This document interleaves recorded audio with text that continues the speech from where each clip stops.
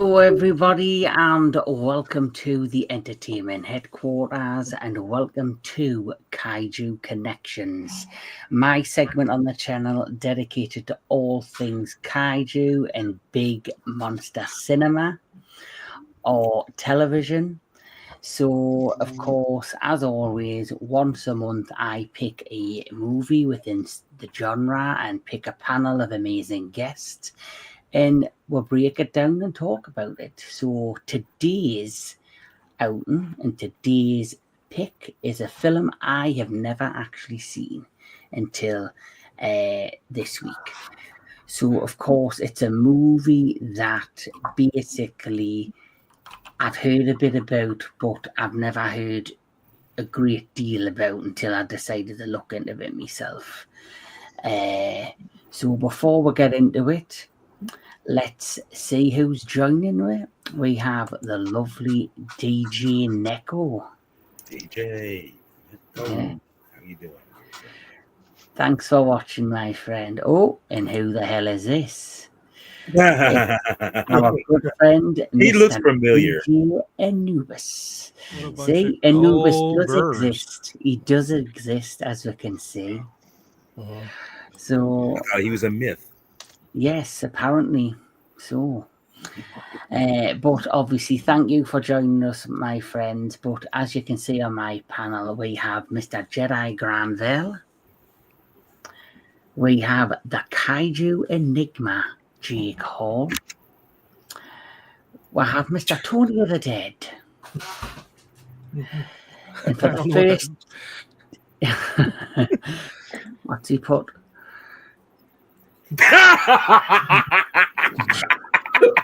Pictures or it didn't happen. Well, I'm not being funny. That's a beast I'd want to see. I second that. Oh my God, What's that, Jake? Jake said 3 for him. So, we're already getting started. Joining us on the entertainment headquarters and, of course, Kaiju Connections, we have Ulven. Welcome, Ulven. Yes. And finally, Mr. Anthony Jordan of Anthony Jordan's Movies and Gaming. Yes. Yes.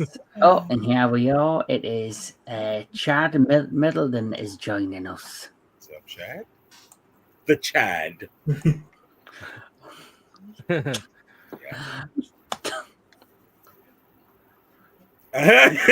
No, it's too late for that, Anubis. Yes, this is sponsored by Disney, so we'll have to keep it PG. No, we passed that point of PG now. I'm sorry. Yes. What the hell? I'm gonna get his face to match his shirt. You know, if we're not making Jake's face red by the end of this stream, it's like we're not doing our jobs. I want to know where. I don't want to know where Jake's neck begins and his shirt ends by the end of the night. I want that just to be all red and just merge. He just look like he's like pulled his shirt up over his head. By the end of the stream, that is a possibility. But until that time, let's get cracking and talk about the film we're here to talk about. And it is, of course, what is known as the Magic Serpent. It's also known as the Dragon Showdown. And it's also known as the Great Dragon Battle. So this is quite unique because for me, I think why I haven't heard about this film as much is because, yes, it features these kaiju-sized creatures, but the majority of the story is about a young prince who basically, his parents are killed and he then becomes, has to go into hiding until he's at a mature age to regain the kingdom and to get revenge on those that killed his parents. So it's very much like a fantasy samurai, movie, more so than a kaiju movie. But it does have kaiju elements, and I think because it combines all of that together, it's quite a fascinating film. So we'll start off like we always do. I'll ask is, when's the first time you seen the magic serpent. So, Mr. Jedi Granville, would you like to get us started? Yes, sir. So I kind of mentioned this before. I actually saw this film, but it was in bits and pieces, and I was trying to remember where did I actually see it, and it just sprung to my mind before we started.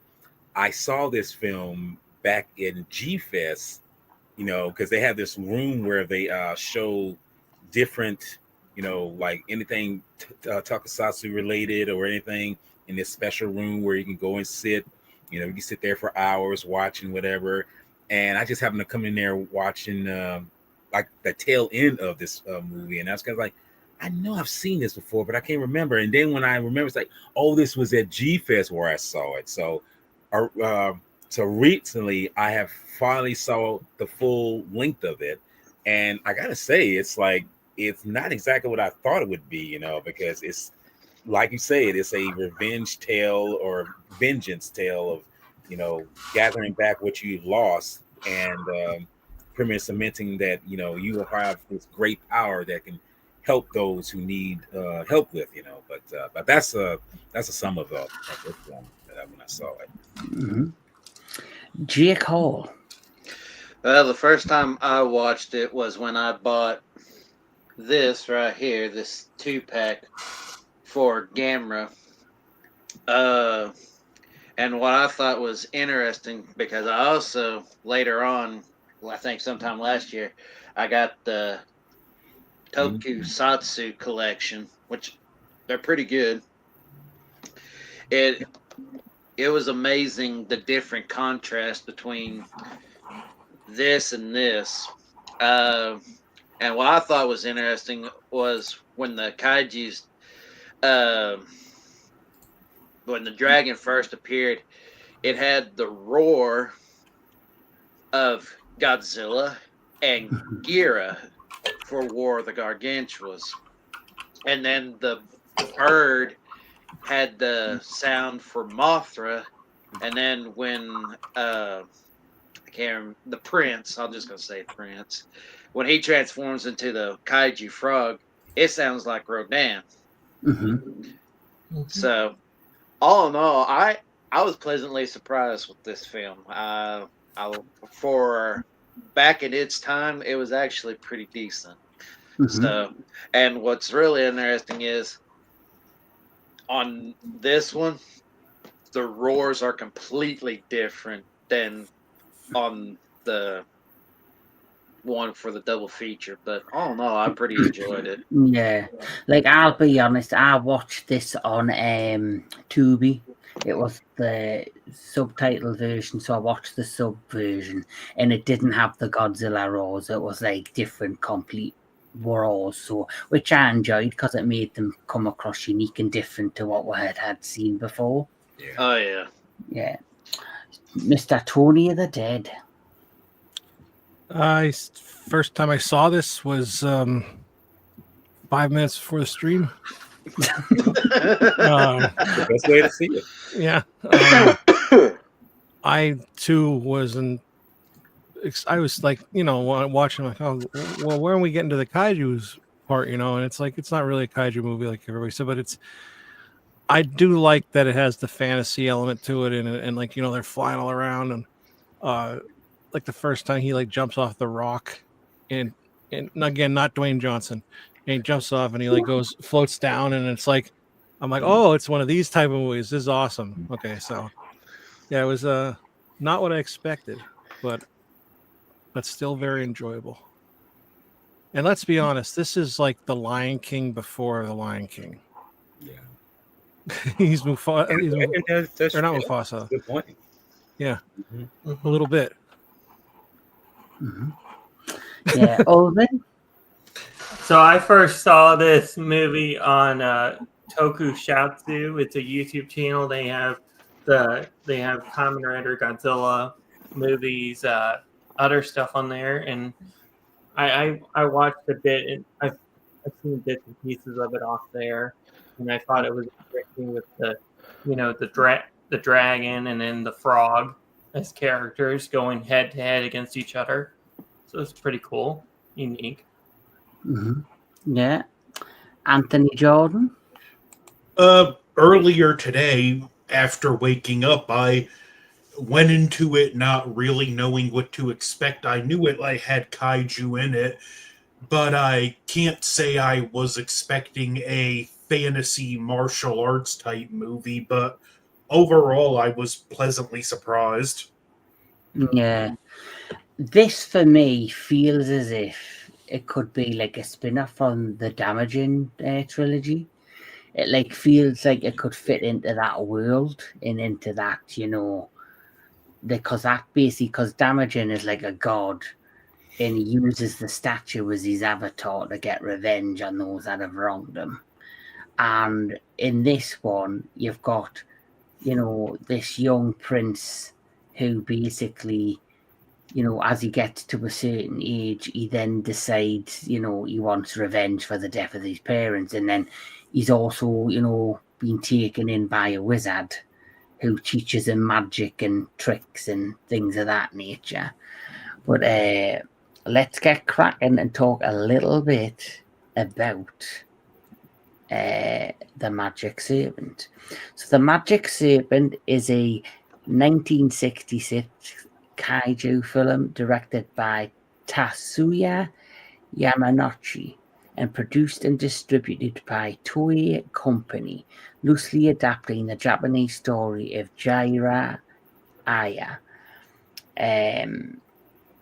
So I had never even heard of this production company. Do you know much about Toei? I do. I mean, I've actually heard of Toei. I mean, they have done several, effects films. I mean, this one in particular, I know they done one that's called Captain Newt. Was it Captain Newton? Newton. I'm mispronouncing this. It's the title, but I know one of the more famous ones. I mean, that's not saying this is famous, but one of the more ones that I actually enjoy, which is the Bullet Train, which came out in '75. That's oh yes, the Bullet Train. Yeah. So no, it's one of those studios that sounds almost like Toho, but it's not. It's just like more lower, but I mean, it still brought out some pretty decent films at the time when the Showa era was going on. So I mean, it's just like Dai, they were doing pretty much stuff for themselves, with Gamera. But yeah, I mean, I've heard of this studio. That's one thing I can say about these films. Like, you try to find out who produced them, and when you do find out, it's like, oh, it's not Toho. And I used to believe that most of these films were done by the same production, the same people, but as it turns out, it's like, no, it's just different people, different hands, and you find out exactly who's doing what to what, and surprisingly, like I say, Toei didn't go out of business, I don't think, like Dai did, but I mean, I could be wrong about that. Yeah. I think they also created Legends of the Dinosaurs and Monster Birds. I think so. Well, they are still in business, I believe. They still produce anime. Yeah, Toei Company. They are known for the Kamen Rider, the Super Sentai, which is obviously the Power Rangers. So obviously Power Rangers and Super Sentai and Kamen Rider, they're obviously huge franchises in Japan, as well as like Ultraman and Gamera and Godzilla, Pokemon and all of that stuff. So obviously I have heard of like Kamen Rider, but I'm not really the biggest fan of that.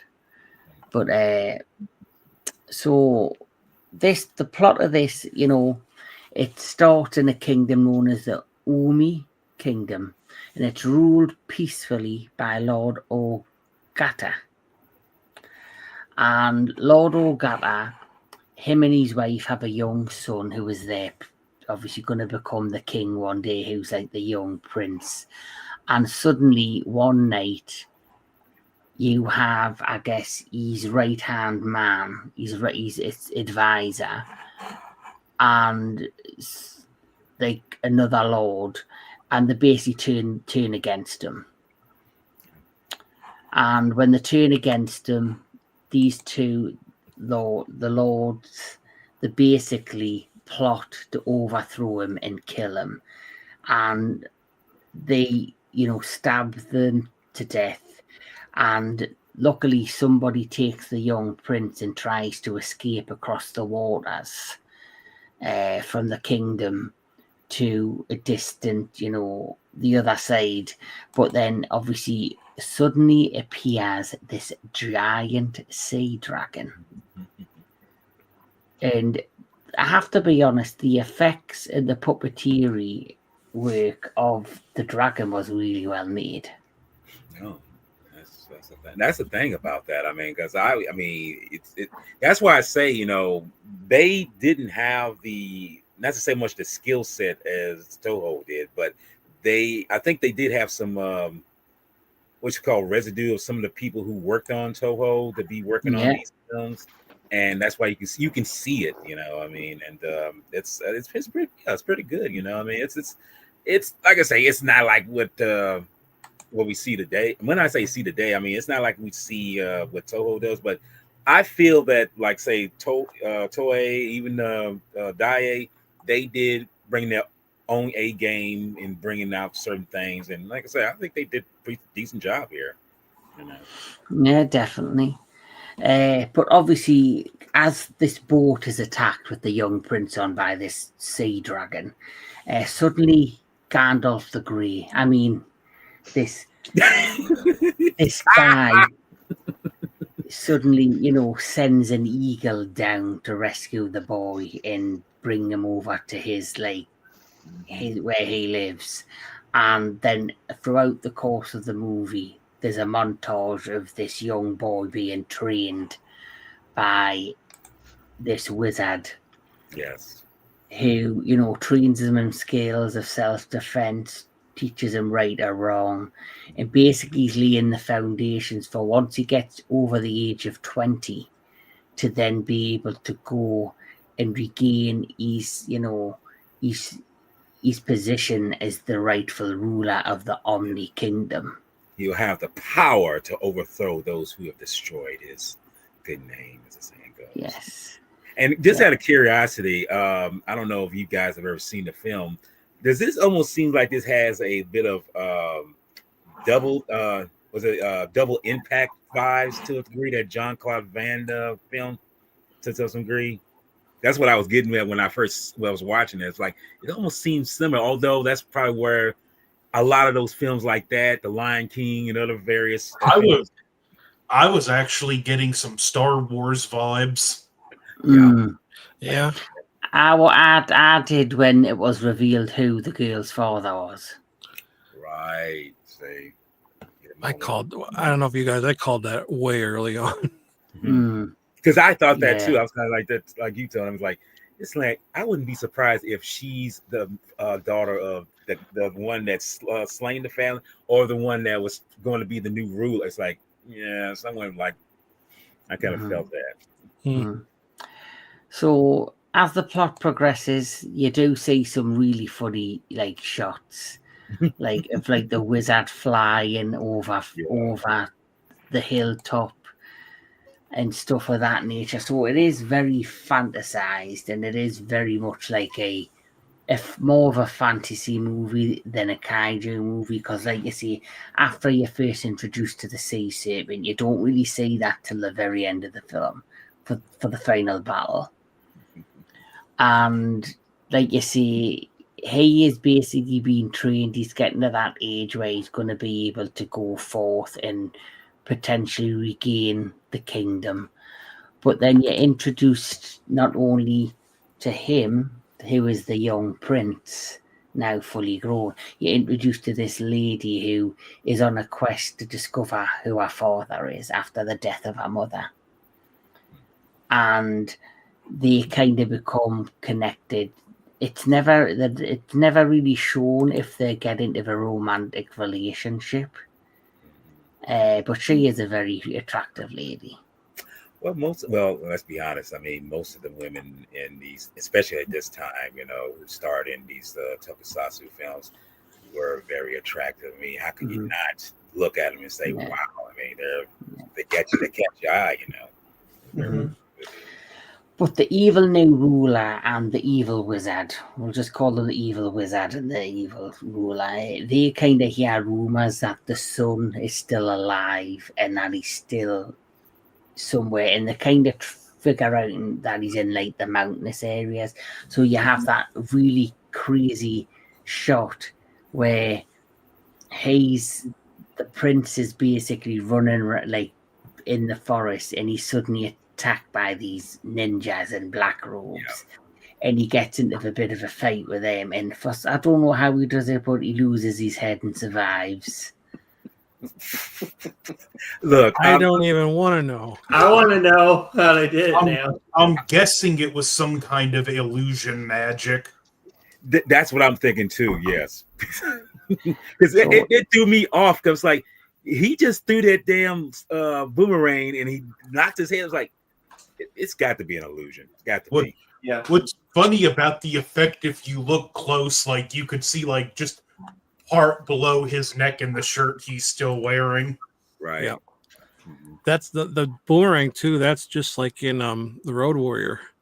So maybe they got that from maybe the Road Warrior got it from this movie. So nobody lost their finger, just the head. But what's worse, the fingers or your head? Yeah. Well, the head comes back. He just goes like that. Like, here, boy. And then it went on backwards. Yeah.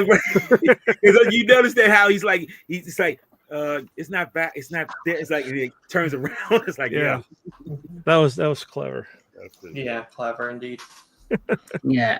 So even like back in the day in the 1960s, like obviously the effects are quite wacky, but they're still fun. I still like the effects. It was kind of funny.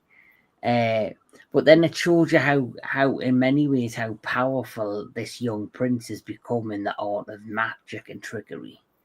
The fact that, he loses his head and he's laughing his head off. He puts his head on and then he puts it on backwards and he turns it back around.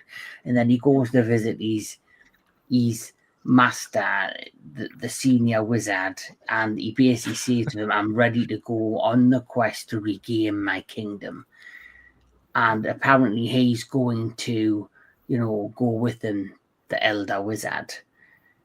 And during the time he's away, the young prince, suddenly in his home, the evil wizard suddenly appears. And it's kind of revealed that he must have been an apprentice to the senior wizard at one point. He learned all of his magic, all of his powers, but then he also stole the scroll from him, which was the dragon scroll. So basically, you're putting 2 and 2 together that dragon, the sea serpent dragon, was summoned. What I thought was like a normal dragon that had been summoned by the evil wizard to kill the family. Yeah. But then obviously later on you discover he is actually the dragon himself. It's like his avatar. Yep. Yeah. And James Cameron didn't steal this from anything at all. The idea of using fucking avatars and taking people and turning them into blue fucking 9-foot tall aliens. I'm still of the opinion that he got his Terminator idea, at least for the melting of the skin off the endoskeleton from Godzilla versus Mechagodzilla. I'm sorry, I'm gonna debate that to the day I die, because that's too much on the nose. The basic plot was also a plot of The Outer Limits. Yeah, exactly. So it's like, no. So it just shows you, even back from the 1960s to modern cinema, this inspiration throughout. And we actually talked about that when we did the Akira Kurosawa special. Oh yeah, where how the reach of his work is continued to slither down into modern filmmakers. But as the progresses, the evil wizard, he has a mini battle, but loses originally to the senior wizard, when all of a sudden, he says, forgive me, I surrender. He goes, I brought you back the dragon scroll. as he opens the dragon scroll and sees that it's there, it suddenly wraps around his hand, and then it turns into the venomous snake and bites him. And I guess it's like his Achilles heel. If you're bitten by a venomous magical snake, you must lose your powers or it weakens you. So it gives the evil wizard the upper hand to finally slay his master and teacher. And then he disappears and he goes back to the evil emperor to kind of continue to rule the kingdom while also still searching for the prince. Yeah. Isn't this almost I mean, Anthony kind of touched on it, some Star Wars vibes. That didn't almost seem like a Sith motif to a degree. You know, you slay the master that taught you, but it's only supposed to be two when it comes to Sith Lords. So it's like, yeah, well, like you say, like you said, the influence of Star Wars is heavily felt throughout the course of this movie. So you've got like the senior wizard who has an apprentice who turns into like an evil wizard. So basically, he goes from a Jedi to a Sith, and then the young prince becomes the new apprentice, the new Jedi pupil, but grows up to stay faithful to what he's been taught and to stay a Jedi. And then by the movie's end, you then, of course, have the good wizard and the bad wizard do finally duel out. And it's like seeing the Sith versus the Jedi on the beach. It's not that long, but I mean, it's enough to say that, yes, we must finally meet our end some kind of way. We must do this out. We must settle this. Yeah. So, do you want to carry on with the plot, Mr. Jedi Granville? I can. It's kind of interesting because like I say, when I was watching this, I mean, there was so many other films that I've seen later on that kind of I know was influenced by this probably, or it was just a coincidence. Yes, the young prince and the young girl, you know, they find him still alive. He's still breathing. And it's almost kind of interesting because this film came out 1 year before King Kong Escapes. And if you remember in King Kong Escapes, this old man that gets shot by Doctor Who, you know, he's dying. And when the crew of the submarine come back and they find that he's still alive, you know, it's like, how are you still alive after you've been, you know, pretty much harmed in some kind of way? But I think like anything, you try to hold on, or that's just plot armor. I don't know. Yeah. Try to hold on. Yeah. Well, that's the moment they walk back into his home and find him. He looks like he's just sitting looking at the shrine, but she notices he's got blood on his back. Yes. And then realizes something terrible has happened.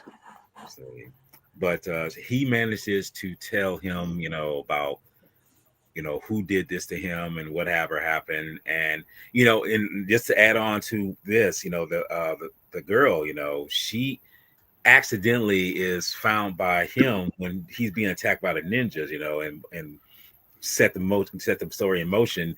He actually, which is a funny moment, he accidentally finds out that she's a girl, you know, when he touches her chest, and it's like, oh, that's a girl, you know. It's got very, very, very, very innocent way of discovering that's like, oh, that's a girl, you know, that's a female. So it's like, but when we get back to, before we get back to where his master is, she's saying that she's looking for her lost father. She's looking for the father that is her, father and everything. So we see that the old man, he's dying, you know, he's taking his last breath, you know, but he's giving information to the prince and everything. And just before, and this is the moment, it's just like, yeah, that's kind of tropey, but then at the same time, it's effective when he's about to tell her, because the prince had mentioned that maybe my master knows who your father could be, you know, he knows who could be this person. And just as he's about to take his last breath, he notices her, and he's like, and there he goes. He's gone. Yeah, and when he looks at her, he has like a panic look in his eyes because he's like, basically, bitch, your father's just killed me. Yeah, right. That's exactly. I mean, we don't end up. And the funny thing is, like, I'm pretty sure we're getting that. Like, yeah, it's kind of like what Tony says. Like, I kind of know what the plot is. I kind of get the vibe of what's going on here. It's like, yeah, this is. We kind of know who the father is. I mean, and the first thing about that is, I thought it would be the Lord that he's working under, but it's like that would be too easy, So yeah. So obviously the good prince then sets off not only to revenge his parents, but to also revenge his master, the elder wizard. And as he's about to go on this quest, you do see, this young orphan girl, introduce us to another lady who basically she must be like the female wizard. She's like the witch, the good witch, right. who is her grandmother, who, knows what's going to happen. She basically informs her where she potentially could locate her father. And before she leaves, she goes, if you don't find what you're looking for, or if you do find what you're looking for, please come back to me.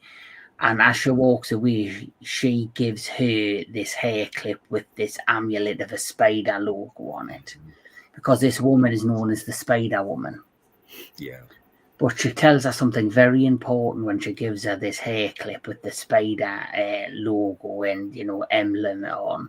She says, you can use this, but only once. So if you need to use this, make sure basically you use it in the most important moment when you need it, and you can only use it once. And in this moment, when she tells her all these things and everything, and I'm kind of like, okay, well, she knows the master and everything. She does this just very subtle, if you want to call it subtle, just sink into the ground and just sink, go down. And I was like, okay, what is this? She must be a very powerful individual herself if she's able to do these things, So it's like, okay, there's more to it. Yeah. Yeah, well, the Spider Woman and the Senior Wizard, I'm assuming they weren't related, but they must be like from the same kind of, Teaching. family. Yeah, like the same, like, like Hogwarts school, from the same like way of wizardry. School of wizardry, like they're taught by the same person or the same place. Yeah, they come from like the same like sect. So, J. Cole, do you want to talk a bit about the plot? Well, after she meets with her grandmother, they set off back to the island, and they come across a family with a trolley that ends up losing control, and it takes a little staff from the prince to stop it. And it's like, here, let me help you. Just one-handed just raises the trolley up, and it's like, and then in the bushes you see one of the spies like, oh, I gotta go tell. So as they get into town, they meet a group of guys and they start harassing him like, we think you're the prince and all that. But the dad comes up, of the other two, and it's like, you got to forgive my son. He's like delusional or something. He's stupid. It's like, you stupid. It just starts wailing on him, trying to convince them that, he's not who. And they're like, okay, we get it. We get it. You can move on. And he's like, oh, thank you. Oh, thank you. So as they're walking away, the old man's like, I'm so sorry I had to do that. I had to make it look convincing. So, and as they walk off, he's like, thank you so much for everything. And he goes away. But they end up coming back. But this time it's with the evil emperor. And it's like, we saw you with the prince and all that. So, excuse me. So they end up killing the dad, Hmm. and they're fixing to go after the kid and the sister. And then all of a sudden you hear lightning, thunder, and then the whole city goes, or little town goes like Black and white almost. Yeah. I'll say bluish. It looked Yeah. like blue. And then you see the dead good emperor and his wife come up, and it's like, we warned you that we were to come for you. Mm-hmm. And then all of a sudden you see on a rooftop just laughing. And then he uses like a yellow ring, which I've seen that technique before. I just God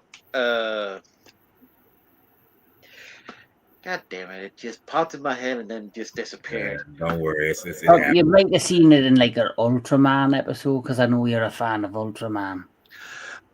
That's true, but I also seen it in another type of movie, but I can't think of it at the top of my head right now. But anyway, so he's got him trapped, and then he's like using the power of his hand to levitate the evil emperor. He's like, "This is the end for you," and then all of a sudden, lightning strikes the ring. The emperor falls down, like, "Oh, what just happened? Quick, I gotta get to my men." And then all of a sudden, flame comes, and here comes the evil wizard, and his name. Now, can I ask you, did this not feel like when the witch turned up in the Wizard of Oz? Yeah, the way Kind you're of. describing it, yeah. Yeah. And as he's striking the pose, like, oh. Who killed my sister? Yeah. But yeah, it's easier to call him the evil wizard. I actually remember the name. It's Oriyoshi Murari, but that's too long of a title, so we'll just continue calling him. I've also just been reading here that that the prince, his skills, he's mastered the art of ninjutsu and toad magic. So obviously the evil wizard must know ninjutsu, but he also knows serpent magic. Okay, I'm not a fan of the anime, but I know enough about it to know Naruto had to have taken serious inspiration from this, because there's a major villain who has snake powers called Orochimaru, and the character of Naruto can summon a giant toad. Ah, okay. And I just want to know if anyone's ever seen a film called I'm getting off genres here, but the 5 Element Ninjas, where there's some kind of correlation where they do some things with it kind of reminds me of some moments in this film, which came out like back in '82, but it's almost that kind of thought process of what they're doing, but I mean, like I say, it's certain elements in there that I could see that was in that film, because at that moment where at the beginning where the ninjas try to attack the prince, and it's something that I saw in the 5 Element Ninjas, but I'm just throwing that out there. Yeah, but what happens next? My mind's went blank. Okay. Does Ulven want to say anything? So what are you asking me to talk next? Is that what you're saying? Yeah. I'm giving everyone a fair opportunity to talk on the Yes, film. So what happens next is we are okay. Okay. So he meets the Velle. So the village was oppressed by Daijo, Yuki's men. Yuki tries to Yuki executes, I think Sakai is the old man. Oh wait. Yeah. No, the girl. Okay. You don't have to try to say their names. You could just Yeah, say I was gonna old. Yeah. That's why I'm not saying the names, because they're hard to say. So obviously the villain is the evil emperor and the bad wizard and the evil wizard.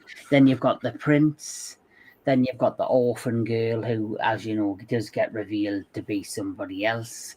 And then, like you see, you've got the girl and the son from the family that's slain in the village. Yeah, so the guy is killed, like Jake said, and he then, they duel between the one snake name that Anthony said. I think that's how you say it, actually. Yeah, the evil wizard. It's Orochimaru. I think that's how you say it. But I think the prince's name is Jiraiya or something like that. Also, and they have a interesting sword fight between each other because let's just say that the villain gets away, and then the next scene you've got like 5 guards, and they go into a room, and there's a lady listening. They think there's a lady listening, and the lady, there's the one guy that comes into the scene, and he meets the girl, and they kind of go on a walk together. And that's when you see the prince next time. I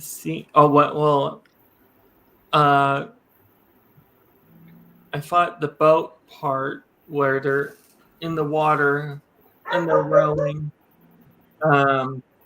Yeah, because basically after the father gets killed, obviously the son's upset, the daughter's upset because the dad's died. The son, the young son swears he wants revenge on the evil wizard and the evil empire and the daughter. So basically, just like what happened to him, the prince, who's now, a wizard and like a shapeshifter and warrior. He basically takes on this young boy, basically like an apprentice. Almost, if you think he now has his own apprentice, and he swears he's going to get revenge on the evil emperor and the wizard. Because remember, he takes him to rescue him from the emperor and the evil prince, but also, the emperor and the evil wizard kidnap his sister. So it's like it's a rescue mission after that. So, but like I say, as you say, he's taking on this young character who realizes, like, I want vengeance for my family. I mean, for my father, and it's like, yeah, like I said, we're getting into territories of films of Western wise that have been influenced by stuff like this. So it's kind of funny how Eastern philosophy really hinders what films of fantasy and whatever in Western films, and it's kind of crazy. I can see that in these films. Yeah, and what ends up happening is they bump into this man who is like, he works for the evil emperor and the evil wizard.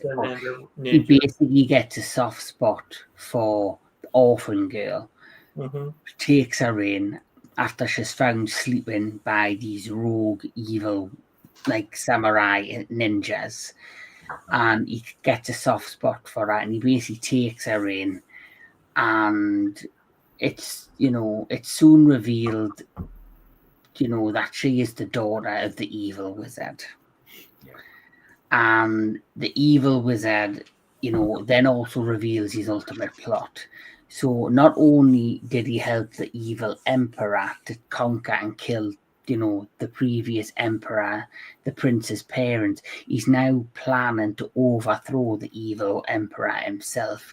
And how he's going to do it is he's going to have him killed somehow. He's then going to kill the prince, and then he's going to take the prince's identity and pretend he's part of the bloodline of his family, and take control of the kingdom and pretend he's part of his family, and that the royal prince is him, and he's finally returned to reclaim the kingdom. But you notice, and I just want to bring this up. I'm pretty sure everyone sees this, but can you believe the level of betrayal in this damn film? You know, we see that at the beginning with the emperor, the person who become emperor, and the wizard. But it's like, damn, the wizard has got a backstabbing plan to take out the emperor and say, "I want to rule this land myself."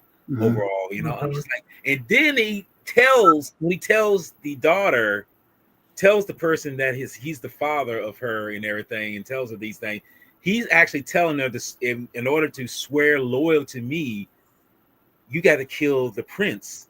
You know, to show this. He tries to manipulate her. So Yeah. after, you know, he's revealed to be her father, he pretends that he's the one who's being wronged, that the good prince is evil and that he's there to overthrow the kingdom, where it's the opposite way around. And he tries to manipulate her to kill the prince by putting this poison in his water. And she does do it, and he does go unconscious, but she doesn't have the heart to kill him. And that's when the guy who's like a ninja assassin, basically, who has a soft spot for her, goes, "I'll do it for you." But in the end, they kind of go through with it. But by this point, you're then introduced to somebody that's spying on them, who then kind of reveals to the evil wizard that, guess what? They were going to betray you, and that they've been setting you up to, you know, to lose. Because the good prince, this is where we're kind of heading into the final. The good prince basically leaves after, you know, he wants to make it come across that she succeeded. He did get killed by her. And he ventures off to the castle by himself. And so the wizard, the evil wizard, turns up to, you know, see if the deed's been done. And suddenly, you know, it's revealed that they've betrayed him. So he sets out to kill them or to cause issues. And in the meantime, the prince arrives at this kind of ceremony or party where the evil empire is drunk out of his mind on sake. And he's got a load of girls around him. You know, you've got scenes like this that happen. Yes, that's that. I don't know why. This is the weird thing. I mean, this almost took me out of the film. Him riding on almost like a lightning bolt or whatever it is, a burst of energy. I was like, what the fuck is this? Flying Nimbus. Yes. So, you know, all this happens, and then he takes on, the prince ends up taking on his men and beating the men. He then, because he's got the power of the magic toad, he then reveals himself as the giant toad kaiju. He turns into his avatar, and he kind of goes roughshod during this celebration or party. A bit, for me, these scenes felt like the scenes in the Damaging trilogy. Yeah.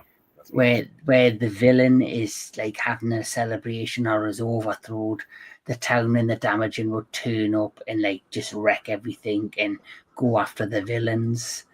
So this toad creature literally goes after the evil empire, and after it destroys part of the town and part of the village, he then transfers back into the prince, where he then confronts the empire and the emperor, and he's like, guess what?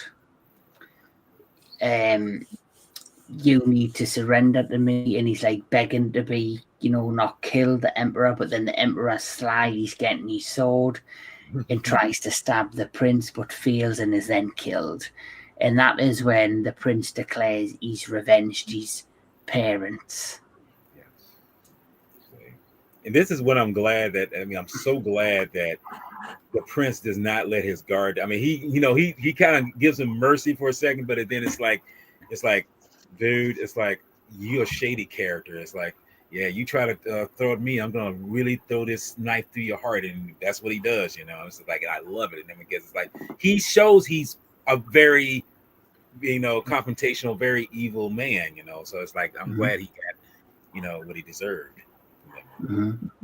But that's when suddenly the evil wizard appears. Yes. And this is where they both decide to transform into their equal avatars. One who has the power of the toad magic, one who has the power of the serpent magic. And this is where you get these beautiful shots of these creatures battling. Yeah. One has fire, one has water. And I thought the sequences were really well done. And surprisingly, this is done with both suitmation and puppetry. These things. I don't know if you know this, but it's it's a pretty delicate balance. But I mean, it's done pretty well though. Like, I love that. I love the serpent suit. Yes, I really do love this. Like, I like how the fact that you can tell, like, the body in the hands and the legs. Yes, but then neck, you can tell the neck and the heads on a wire, like King Ghidorah. Because I was kind of wondering, it's like, is this a suit or is this a puppet? But it's like the hands. That's one thing you can say about suitmation. You can tell if it's a person inside because of the hands. The hands pretty much give it away. Yeah, the legs and the hands were brilliant. And then, of course, the toad. I like that. The one thing I like about the toad costume, the suit, is the fact I like the glowing eyes. Yeah, I like how the eyes of like green with the hint of red. I think they could have done without the spikes on the butt, though. I think that was a little too much. He's a horny toad. It's a Jake, you set yourself up for that one. Right? Yeah, you did set yourself up for that one. Well, you just went right to the gutter. I'm talking about a horny toad. No, I know what you're saying. That's pretty good. Yeah, but I agree. I do agree. Yeah, like the also fight was weird that he breathed fire and the dragon was water. Water. Yes. Usually the other way. It was. You'd think it'd be the other way around. Yeah. And I thought he was going to breathe fire, but it's like that's actually a good counteraction. It's like you fight fire with water, and it's like. And I love that shot in the final battle where basically the toad gets knocked off of the cliffside into the water, and then you've got the dragon above, like bashing the buildings, like trying to cover the toad in building, like on rubble from the building to try and drown him. Yeah. And this is where we get to the element of the orphan girl, where she sees what's going on, she feels helpless, where she remembers what the Spider Woman said. Our grandmother just said, she goes, you've got one opportunity to use the hair clip, the hairpin, and if you use it correctly, it can, protect you. So she decides in that moment to throw the hair clip, which reveals a third avatar, which is the giant spider. Spider, yes. Hey, how did the newest spider get in there? Right? Where's Daniel Miller when you need him? I was going to say, that's a big bitch. And it's funny because I just messaged Kevin a couple days ago, and I was like, isn't there any like spider kaijus? Because I never really see any, and then he showed me a couple. And then we watched this, and then there's a giant spider. Yeah.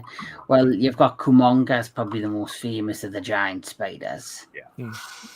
But I thought this scene was well done, where basically the spider's shooting its web in the dragon's face, and then you hear the voiceover from the evil wizard saying he cannot breathe, he's choking.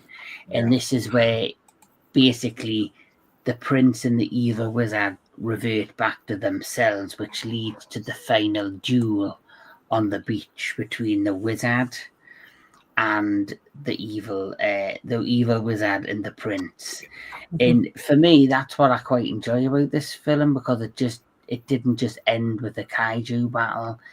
They basically had a sword fight, which, yes, it doesn't last long, but then the evil wizard is slain, which then leads this to a hilarious scene where the prince is meant to be retaking his kingdom, but he chooses not to. He chooses to go back to the mountains where he had trained with the wizard to basically live the rest of his days there. And that really gave me vibes of Luke Skywalker. Yeah. How Luke Skywalker, he kind of disappeared. Mm-hmm. And when he disappears, he ends up on that planet drinking fucking green titty milk. Yes. Yes. In peace. It gave me those vibes. And you've got that one shot. There's this one shot that I was laughing my head off, where Gandalf's eagle returns, and the orphan girl and the prince then climb onto the back of the eagle and fly off, and then you've got the daughter and the son of the slain farmer waving goodbye. Yeah. As they when fly the eagles off. show up, you know that everything's going to be all right. Exactly. Yep. Everything's gonna be all right. I was just honestly last night. I just said to Shayna, I said, "Why is there ever a case where the Eagles are not good?" Because I was watching Peacemaker, and I was like, Eagly's good, and then it's like, well, of course, then there's Lord of the Rings, and then so many other things, and I'm like, I actually looked it up, and it's just because they represent freedom, and good. So, and I like that. Planet of the Apes, they had all the eagles and stuff. So when the eagle shows up, that the day got better. Yeah, I quite like that about you've mentioned the the Planet of the Apes. How you have the eagle tribe, and they live in they live in the trees and the little huts they've built. Right. And I quite like how they did that in the Planet of the Apes, how basically the way they're establishing that world is that basically there's going to be different ape tribes in different kingdoms, which is kind of making it go back to the original series and films from the 1960s. Yes. So let's talk a bit about this movie then, now that we've talked about the plot. So, Jedi Granville, what's like your deep thought on the Magic Serpent? Basically, like I say, this film is one of those tales that I'm pretty sure has been done to death after the fact, and in fact, I think we've seen this in the Hidden Fortress. We've seen it in past films before this, but we've seen a multitude of films, because I mentioned before Double Impact. I've mentioned The Lion King. Someone has mentioned The Lion King. It tells the tale of someone who was young. And hell, we've even seen this in The Norseman. If you ever seen that, it's like a child's been wrong, and what happened here? Feel the impact. I said double impact. See? Wow, that is incredible. How'd you do that, Kevin? Look at Wow, one Kevin's smiling, the other one looks like a I was grump. gonna say, wow, this is. I thought that surprises.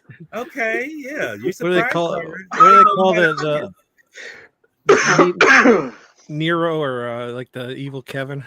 Yeah. Nega Kev. Negative, yeah, negative. I like that. That was wow.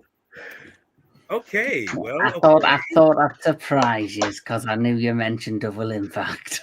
That was okay. Well, thank you, and I think the audience. I hope they got a good treat out of there. That's good. But no, this film, I'm pretty sure, Jake's feeling okay. Yeah, he's all right. Hey, Jake, everything's gonna be all right. You know? Oh, Damn. wow. See, Boy, I that think was I knew I had to bring the fun somehow. yeah. So Anyway, carry on, Mr. Jedi yeah, but Granville. to finish what I'm saying, yes, I'm pretty sure this film, like so many films back in this day, and as I said before, many Eastern philosophy, many films of old like this have influenced a lot of genre film, fantasy, sci-fi, and Western filmmaking. You know, and this film is no exception. I mean, I'm pretty sure it's affected a lot of films in the past, and I mean in the future tense. And when you see these films, the ones that you see before this, you realize like, okay, this is kind of original. This is something new, but you see it kind of doing over again, but in different ways. So when you realize, if you backtrack to these films like this, it's like, oh, that's where they got this. Maya got the idea from, with the whether it be a son, whether it be a boy or a girl who has been wrong, they lost their parents. I mean, hell, I was just gonna say we've kind of seen this in Beastmaster. It's kind of seen that kind of Beastmaster. I can see that in this as well. In fact, now that I think about it, you've seen it in Conan. You've actually seen it in Conan the Barbarian. It's all these things register from the past to give you some story for one thing I got out of this, and I don't know if anyone remembers this, way back in the 1990s or late 80s, there were so many different cartoons. There used to be a show, and they only did one season, but I always said it would make a fantastic fantasy film. It's a mix. It mixes like futuristic technology along with like Merlin and wizards. It was a show called Visionaries. And Visionaries is where you had these knights and they had like this metal futuristic armor, and it was still like a futuristic version of like Merlin and King Arthur, and they had like on the chest these kind of like neon symbols of different creatures, like a bear or an eagle. And what would happen is they would bang the sword or whatever, the stick or whatever, and what would happen is the logo on the chest would come out and become like a neon animal and fight beside them. And so it really gave me vibes with the toad and the serpent. It gave me vibes of that show, Visionaries. Okay. I don't know why, but I'm not. When you say that, I don't know why, but I was thinking of Crawl for some reason. It has some kind of similar element where it's seems like medieval swords, but it's kind of a sci-fi mixed in there, But I mean, I could, but I've never heard of this particular cartoon. I never heard of that. So like, if you were on the good team, they all had blue and grey costumes on. If you were the evil people, they had like a purple and like a dark black suit on, and their avatars on their chest, like the symbol. Like one is a spider, is like a neon green, but on the good guys, it's a neon blue. So when the animal came out of the chest to fight alongside them, it would be like neon blue, and the other one would be neon green. I don't remember the show, but I did have the toys. Yes, I remember that. I had a couple of the toys. You put like your thumb on it, and like little heat. It like shows like a little hologram of the animal. Yeah, I used to have them. Yeah, but I sold them on eBay years ago. But I don't remember the show at all. But I had the toys. Yeah, the show I really liked, but it only lasted one season, which most of the things when I loved as a kid only lasted one season. Yeah. I think the one show I loved as a kid that lasted more than one season was Transformers. He-Man, Thundercats. I don't know how long did Thundercats go on for? 4 seasons, I think. 3 seasons. I think was it 3 seasons? I can't remember. I didn't even know that there was a thing called a season back when I was younger. I just thought things just stopped. It never ended on cliffhanger. Thundercats, like it left off on a cliffhanger, like a what if scenario. So, Jake Hall, your overall thoughts on the Magic Serpent?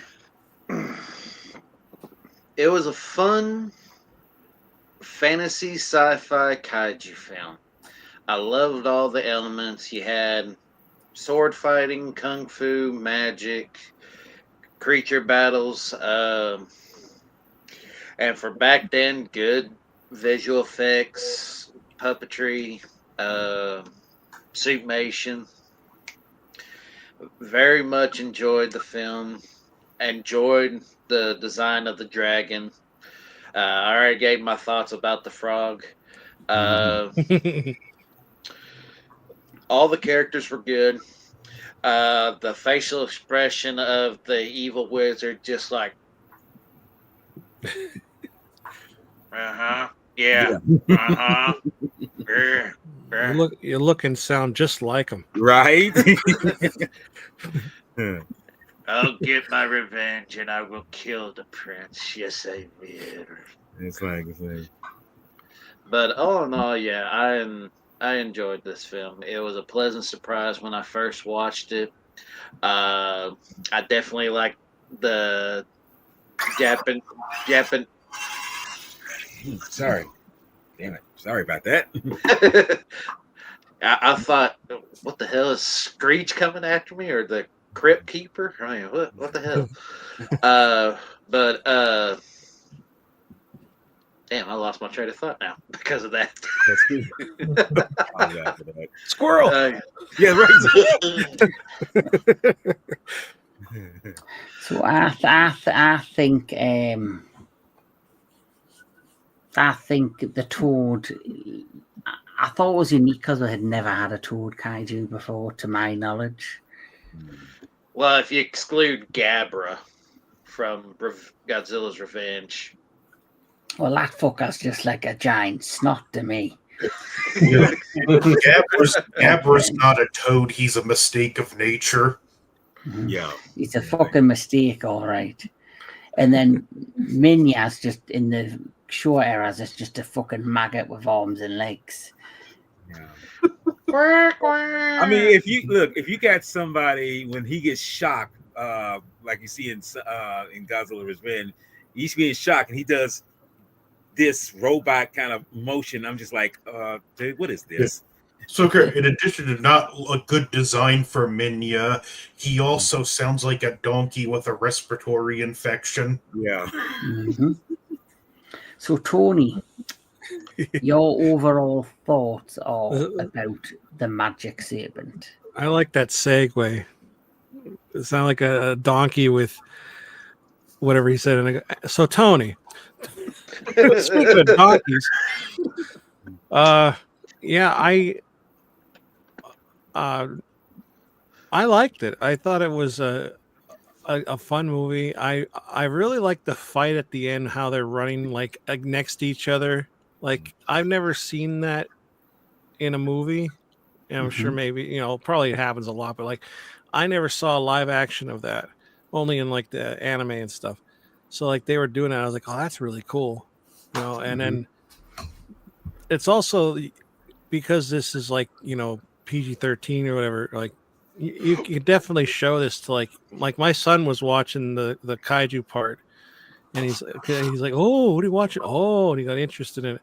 And even when they're killing each other, there's no blood. It's just like a slash on the shirt or something. So I think that really the only blood you kind of see is when the eagle gets the dragon. Yeah, I was going to say, when I seen that bit, I thought, oh, there's like blood and like a bit of gore. Is that going to continue throughout the movie? But like you say, it was the only kind of violent and bloody part of the film. Yeah. But I like the the whole him floating on that whatever that is. I like how the head thing. I thought it was fun. I thought it was a fun movie, to be honest. A story we've seen in many times, like we were saying, but I never saw it like this. So I thought it was fun. I like when they do the supernatural kind of stuff like that in these type of movies, and It was very cool. I thought it was a fun movie, but not a kaiju movie, but still very enjoyable. Yeah. Ulven. So what? Wait, sorry. What's the question again? So what's your like overall thought of the Magic Serpent, and how did you find the film? Oh, I really enjoyed the film. Like the effects were really cool. Like the serpent itself was pretty cool. The dragon. I do. The toad is pretty cool. I think the spider. We'll just name it Anubis because it just rings a bell, kind of. I think the spider effect was really cool. I do like the sword fighting as well with this film. The music blew me away. I like the music for this film as well. That's one thing I don't know if we touched on. I'm looking this up, and this is based off a tale, a Japanese character in Japan, actually. Yeah. Story, and I think that's interesting as well. It's based on the Japanese folklore. Yeah. And so that obviously took the folklore, which is about a guy who has this ability to turn into the toad, and they've basically took that mini story and converted it into like this mythical kaiju movie. But I really enjoyed this. Really enjoyed this one. Oh, good. Anthony Jordan. I said, very pleasantly surprised with this. I went into it really not knowing what to expect. It was fun to see like potential films or different animes or whatnot that this film could have had some inspiration in. It's the story elements are a tale that has been told and retold as pretty much as long as storytelling exists, but it did a really fun job. And like I said, it gave you a little bit of different stuff. You had the revenge quest, you had the kaiju fights, and you wrapped it up with a sword fight at the end, and our heroes just flying off into the sunset. I'm definitely watching this one again. Oh yeah. Yeah, it definitely had elements of like when they did that with the Eagle, Lord of the Rings, Star Wars. Like I say, I don't know why it gave me images and back to my childhood with Visionaries. It's got so much going for it that it is a fun film. And another thing I mentioned earlier, for me, this feels like a companion piece or a spin-off from the Damaging trilogy.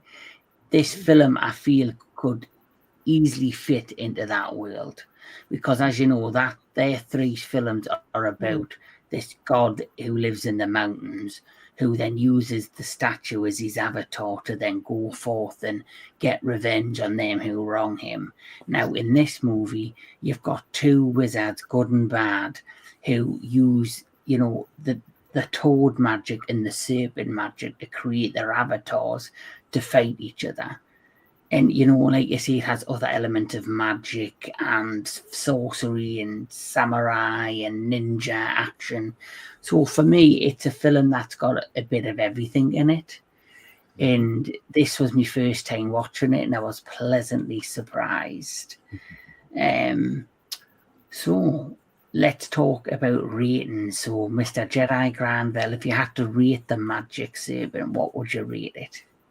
I personally would give this movie a decent. You know what? I'm besides all the effects, they're kind of dated, but they still hold up pretty well and everything. And the storyline is, and pretty holds up too. And I think it's something that Ulven said, about the music. It has a very incredible effect on. I'm gonna give this a 9.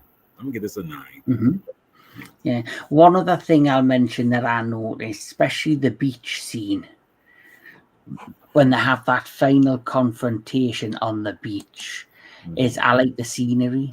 I like the locations, the showcase throughout the course of the movie, and I like the costuming. Yes, I do like the costuming. I think is really well done. The costuming's on point for me. Like, for example, like his suit here when he's on the fireball, you know, I think's well done. The ghost sequence, which whether it's a, you know, that for me, that shot alone looks really intimidating. Yes, Yeah. even if they're Like- illusions, it's like they're Because if you remember seeing the parents, they were in white robes and they look very friendly, very loving. Here, the mother looks, she's not smiling, very straight like, face. I'm about She's in samurai armor. She looks like she's ready to go to war. Yes. So, you know, that's what I appreciate as well. The detailing of the costume and the kind of, you know, made it fit the era that they were in. Yeah. So I'll give a shout out for the costuming as well. True. Jake Hall. I'm right there with Jedi. I give it also a 9. I mean, I love the music. I love the costume designs. Yeah, overall good film. I give it a 9. Awesome. Mr. Tony of the Dead. Yeah, I like I said before, I enjoyed it a lot. I think I could get my son to watch this again. I would watch it again. Mhm. The only thing is, I think what would make him not want to watch is having to read it. So if I could find one with the English dub, that would be good. But Internet Archive. is it on there? Yeah. Okay. It was subbed on an archive. Oh, well, and I'm speaking of the beach too. I like the running, like I said, but I also thought it was interesting how he was running in the water too. You see that again. You see that like in anime, but I never see it like live. Like I thought it was really good. But I'm gonna give a one lower. I'm gonna say an 8 because I do really like it, but I think 8 is where it sits with me. Yeah. Ulven. I will give it a 9.5. I really enjoyed this one. The music, the effects were really cool. Like the one you showed of the ghost, the spider was pretty cool also. The sword play was really good as well. I really like how you saw the character arcs of people, and like you got to see each person's perspective of this film, and I really like that as well. So that's a 9.5 for me. Yeah, that's cool. I say one more thing. Yeah. I forgot to say I did like how the frog, when it the toad or whatever, like when it's like did its yell, it was like and like a frog sound to it too. Yes. I thought that was really cool. Very realistic. Yeah. Yeah, that shows your attention to detail once again. Like Jake mentioned, he's seen a version where it's got the kaiju sounds from the Godzilla films. Where the version I've seen, they've got their own unique sounds and voices and roars. So for me, that added to why I enjoyed looking at the Serpent and looking at the Toad kaiju, because it give them more personality and individuality. Well, which one does Tubi have? I watched the sub version with the subtitles. Tubi has the same thing, I think. Okay. Internet Archive has the version where you hear the Godzilla kaiju roars.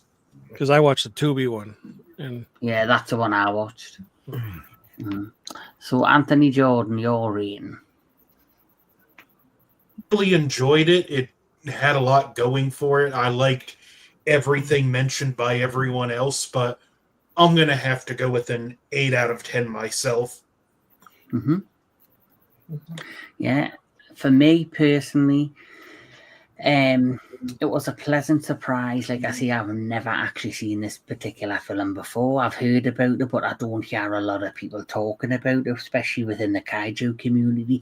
I can kind of understand why, because it's not solely a kaiju movie. It's a fantasy ninja samurai / kaiju movie. You know, it's more like a fantasy film with kaiju elements more than anything else. But it's it's a pleasant surprise. Like I feel this could be a companion piece to the Damaging trilogy. I could quite frankly do a film, marathon where I watch those 3 movies back to back and watch this at the end of it. I think that would be a good thing to do one day for me personally. So with all the positives we've all mentioned, I'm probably sitting with Tony and Anthony. I'm going to give it an 8 out of 10. Okay. But this has been a lot of fun, gentlemen, talking all things the Magic Serpent. I'll show one more thing. I did discover this image, which I really enjoyed. That's cool. Yeah. So cool art. Yeah, that's a real cool piece of artwork. But let's talk about what's coming up on all our representatives' channels. So, Mr. Jedi Granville, what's coming to Jedi Granville Productions? Yes, since things have steadily slowed down, thank God, after almost a month and a half work, I'm getting back on the saddle, and I will be coming Saturday where me and a certain individual, the professor, will be discussing a film called Chronos, a 1957, sci-fi B film that is pretty much something that, as you mentioned, but with this film, not a lot of people talk about. But this film, not a lot of people talk about almost at all. But I feel it ranks up there. Well, between you and me, Jedi, I hadn't even heard of it till you mentioned it on the Kaiju stream a few months back. So if I could find a copy of this to watch, I would do it and join you if I could.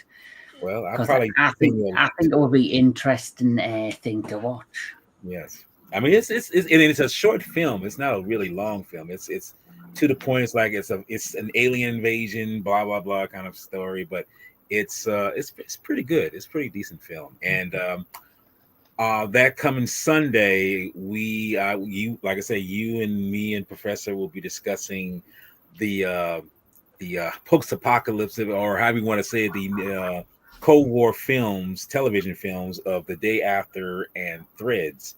One that was made in the U.S. and one that was made in the U.K. So we'll have a discussion about that. So, that's going to be an interesting discussion. It will be because I figure like with your input and his input, I feel like I want to get your possible thoughts on those things. So, yeah. Mm-hmm. Now I know Jake Hall, you don't have a YouTube channel, but you are the Kaiju Enigma. So I'm just going to ask you one thing. Have you got any new collectibles you want to share or tell what about? I just recently got a Bandai visual Godzilla -1, where Godzilla is in the water and he's doing his pose. Oh, yes. I got movie monster series Mothra from '92. Mm-hmm. Other than that, last thing I received was Kong Survival Instincts for the PS5. Oh, cool.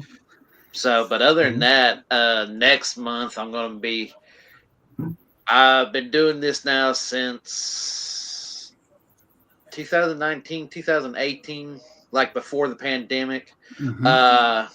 Every time October comes around, I watch horror, sci-fi, whatever, to celebrate that month. And I'm going to try to work on some of my covers for my folders for my Kaiju comics. One of them, I'm going to put King Kong versus Kamazots, or Kong versus Kamazots, Godzilla versus Space Godzilla, and then I'm going to have myself fighting Megaguirus. Oh, cool. That sounds interesting.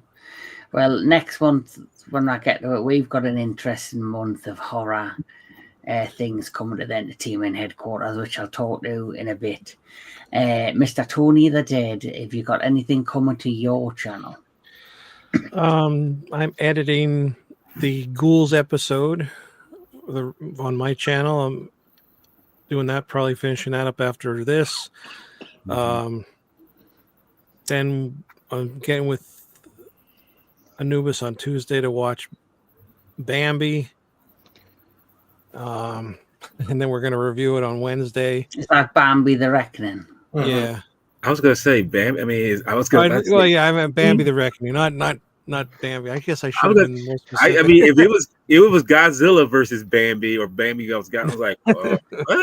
Okay. That will be a short discussion. Yeah, really. Yeah. Splat. And let's see. On the 30th, I'll be over on My Flock is Everywhere on Sarah's channel, and cool. It'll be actually at 1 p.m. Eastern Standard Time for the dad joke. Oh, you kept this quiet, and you kept this quiet. Well, he said he was doing earlier with an echo. Remember? Oh, well, I bet. Well, that's a different kind of Bambi. That's a Bam Bam, not a Bambi. No. Yeah, the 30th will be the dad joke off. So it's just whoever can tell the best dad jokes. Oh, cool. Yeah, so it'll be fun. Yes. And then, of course, next month is your Fear the Wolf month, and and that's when. And on the 10th, though, Nubis and I can't do the show, but we're going to record Spirit Board. But I have moved it to the 11th because I can move it. So you're joining us on the 11th, I believe. Ulven, what's coming to your channel? So I have a lot to go through. First, me and Gojira 851 are doing a Gears of War live series playthrough of the Gears of War Reloaded. We also have a show upcoming sometime called Unboxing Comics, where we'll go into the lore, into the comic world, like with comic characters, all that stuff. We also have a tokusatsu show on my channel called Henshin Revolution Podcast, where we'll review stuff like this, like not the kaiju stuff, but we'll do the Kamen Riders, Ultraman, Super Sentai, Garos, all that stuff. Our first series is Android Kikaider. It is also a Toei series. Also, we have another show for the tokusatsu stuff called Henshin Highlight. We're going into the lore of characters, organizations, villains, all that stuff. And then also we have Silver Screen Savants, which is next Saturday, the 27th, and we are talking about John Carpenter's The Thing. And I think Jedi and Anthony are on that one as well. Yeah. Oh, cool. Cool. Anthony Jordan, what is coming to your channel? Well, continued production for Montober 2025. Among the reviews for that, I'm doing discussions in Filmland with Tony of the Dead and DJ Anubis, and a live watch along of the original Night of the Living Dead. And tomorrow I'm aiming for 6 p.m. Eastern Standard Time. I'm starting my playthrough of the Dark Pictures anthology, House of Ashes, which if you like vampires, you should be interested. Oh, I will be. So everyone's got some good stuff there. Anybody watching, please like, share, and subscribe to all of these guys' channels. They've got some excellent content. I know with Mr. Tony the Dead, another thing he does something where he creates little songs, and he's done some really good ones. I quite like the Krampus one he did recently. So please check that out. Like I say, Jedi Grandwell, Anthony Jordan, Ulven, they do some amazing content. So please like, share, and subscribe to them. As for me and the entertainment headquarters, so this week and this month's been an interesting month because it's all kind of been samurai content. So, which was not the plan, but it's just how it worked out. And potentially still on Wednesday, I'm going to be reviewing 11 Rebels. You know, a current samurai film that's available, well, here in the UK on Netflix. So potentially it's going to be me, Mr. Tony of the Dead, and DJ Anubis for that one on Wednesday. Just need to figure out if I can still do it because I'm decorating this room. Once we get past that, we're then heading into October, and I'm doing a month-long theme, and the theme is, of course, none other than Okay. Taste the Blood. No, that was last No, year's. it's not. No, it's That was last year's. This year's, it's Fear the Wolf, Month of Werewolves. There you go. See, I've got that much. Read the damn screen, Kevin. He needs a Snickers. So why is there a chihuahua howling in the comments? So we've got a month-long theme, which is Fear the Wolf, Month of the Werewolves, and got lots of different streams and segments. So everything gets kind of paused on my channel for the full month of October, like your regular shows. But once we come back in November, we're going to go to Korea. And why we're going to Korea? Because the next entertainment headquarters, Kaiju Konnections, is going to be this one. Yes. Ooh. Yes. I just got this and I've been wanting to watch it. Well, you've got a reason to watch it. Yes. And so that will be November, and then in December, we're continuing Korea with this one. Ooh. Dude, okay, this one is yes, that's a hard topic right there. That's Wow. Got me interested, and I've never even heard of it. Oh, I have. Yes. So that's what's coming up when it comes to Kaiju Konnections. And as I said, throughout the month of October, we've got Fear the Wolf, the month of the werewolf. So please check all of that up. Please like, share, and subscribe to the entertainment headquarters if you've liked what you've seen and liked the conversations. It's always a good time here with these amazing individuals. But thank you, gentlemen, for joining me for talking about the magic serpent. But from everyone here, have a good night. Thanks for watching. Like I say, please like, share, and subscribe to everybody here. And as my good friend, Mr. Jedi Grand Velle always says, keep the kaiju love alive.